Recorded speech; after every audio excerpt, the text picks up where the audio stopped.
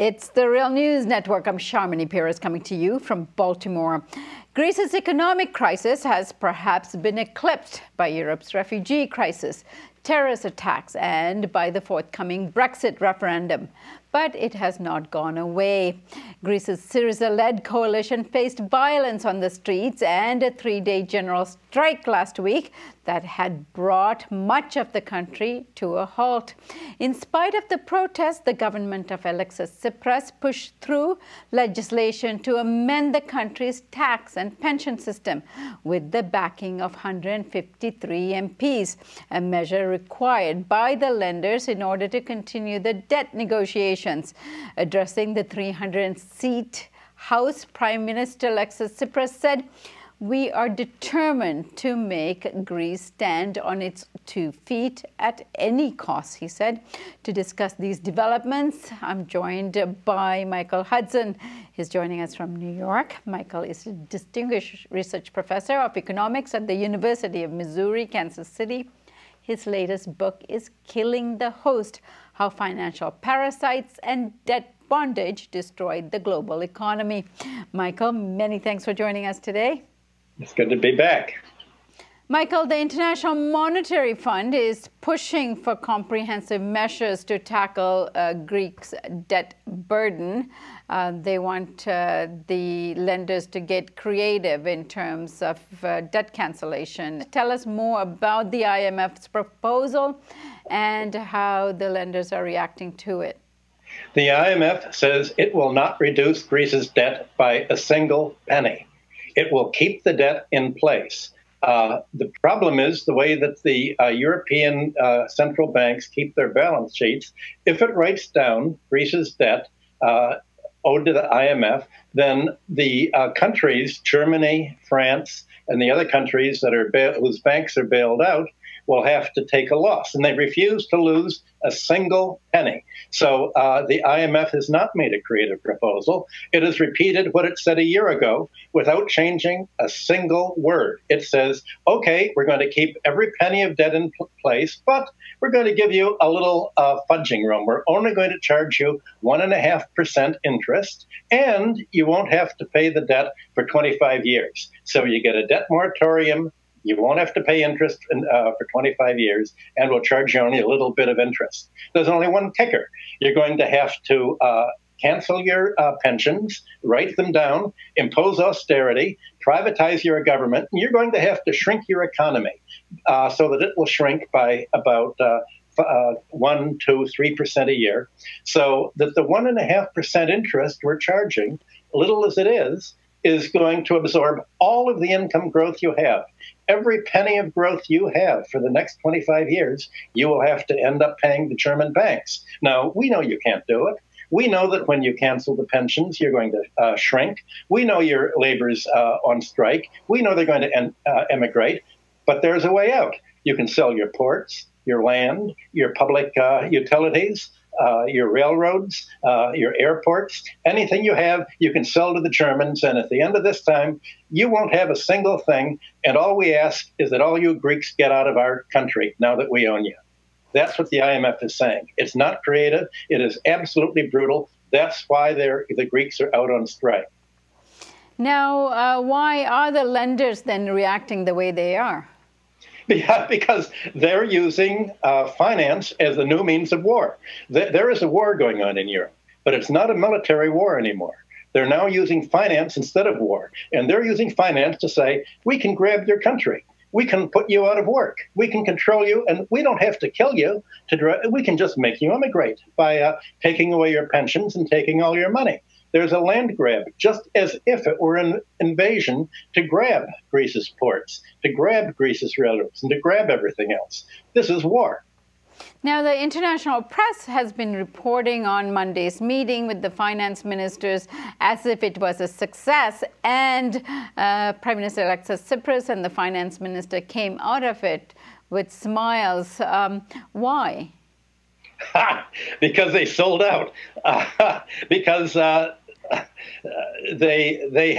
you're supposed to smile before a camera.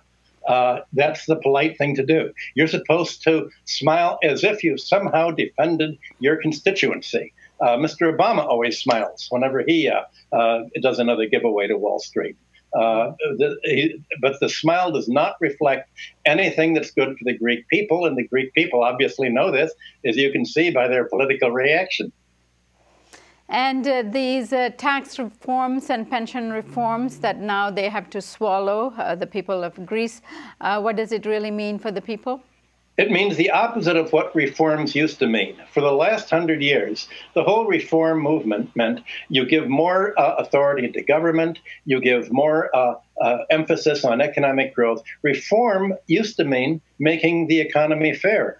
But in today's world, we're in a Orwellian doublethink world where reform means wiping out the reforms the Greeks did after World War II, wiping out the pension reforms, wiping out the tax reforms, and wiping out government, apparently. It's a rollback to what you could call neo-feudalism.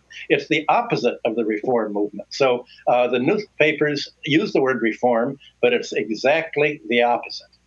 All right, then the left wing of the Syriza party, what are they saying in light of what we just heard? Well, they're appalled, and as you know, Yanis Varoufakis, who you've had on your show, resigned rather than become the undertaker, imposing austerity on Greece. They're simply appalled, and they think that nothing could be worse, and that they realize that there's a war going on, and they'd hoped that they would be supported by other left-wing movements in France and Spain and Portugal. But there's a bitter class war of debtors against creditors or creditors against debtors going on in Europe. And all they can do right now is expose the hypocrisy of the IMF. If you're talking about Greece, let's juxtapose the IMF supporting a really insolvent economy of kleptocrats in the Ukraine. The IMF is preparing to bail out Ukraine, to say you don't have to pay your debts that you owe to Russia or any government that the U.S. doesn't like. You have to sell off your land to George Soros and the people who the U.S. government does like. Look at the dual standard that the IMF is imposing on Greece compared to what it's doing for the Ukrainian government.